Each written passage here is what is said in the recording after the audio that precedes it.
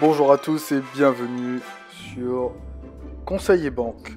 Donc la chaîne qui vous parle de banque et qui vous donne des conseils sur votre gestion d'argent, mais aussi sur vos besoins. Donc là aujourd'hui nous allons étudier le crédit à la consommation. Parfois nous avons besoin d'argent ou encore une nouvelle voiture. Et du coup, donc, la majorité des personnes souscrivent un prêt à la consommation. Si tel est ton cas, cette vidéo est faite pour toi. N'hésite pas à t'abonner dès maintenant pour ne pas oublier de le faire par la suite. Donc le crédit à la consommation, comment ça marche?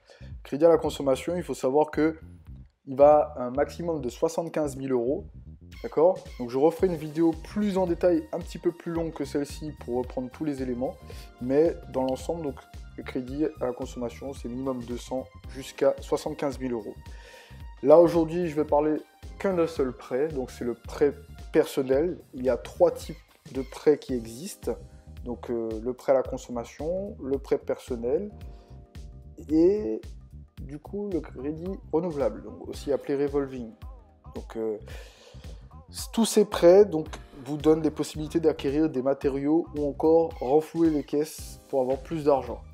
Donc comment vous pouvez l'obtenir? Simplement avec un rendez-vous chez votre conseiller à la banque ou encore par internet ou encore par des organismes de crédit. Il faut savoir qu'aujourd'hui, il y a beaucoup d'entreprises qui proposent des solutions de crédit, mais elles sont affiliées de base à une banque. Donc je reviendrai là-dessus pour vous expliquer la différence entre les coûts. Donc pour la suite, il faut vraiment bien choisir votre prêt. Pourquoi je dis que choisir un prêt reste simple? Parce que vous, ce qui vous intéresse, c'est de ne pas payer plus qu'il ne faut par rapport au prix du marché.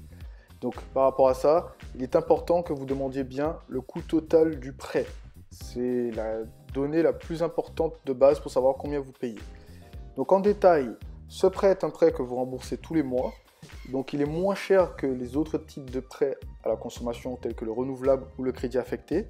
Et il vous permet en effet donc d'avoir des versements partiels pour rembourser en avance, comme du coup le remboursement en totalité qui est du coup possible à tout moment. Si vous avez l'argent, vous pouvez bien sûr rembourser votre prêt.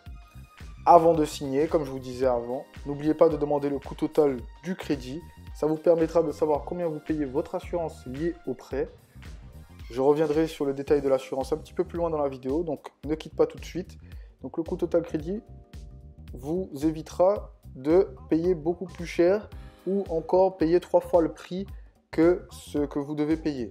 Donc, comme vous le voyez à l'écran, on vous tend un stylo et une feuille. Ne signez pas à la confiance, sauf si voilà, vous connaissez votre conseiller depuis un certain moment et que vous avez déjà eu le temps de le mettre à l'épreuve. Prenez bien le temps de lire vos documents. Prenez bien le temps d'enregistrer tous les éléments du prêt avant de signer. Une offre reste une offre.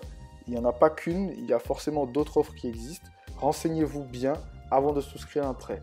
C'est pour vous, sinon vous ferez une seule personne heureuse, si on peut dire deux, c'est le conseiller en lui-même et la banque qui l'emploie. Donc, quand un conseiller vous dit que l'assurance du prêt est obligatoire sur un prêt à la consommation, il faut savoir que c'est complètement faux. L'assurance des prêts à la consommation n'est pas du tout obligatoire. Il est préférable de la prendre car elle est peu coûteuse et en cas de décès ou d'invalidité, elle peut vraiment servir car c'est elle qui va rembourser le prêt. Donc renseignez-vous encore une fois et posez bien la question de est-ce qu'elle est obligatoire? Je vous ai bien précisé que non. Donc après c'est à vous de voir. La rétractation dans ce type de dossier est de 14 jours par internet mais aussi en agence.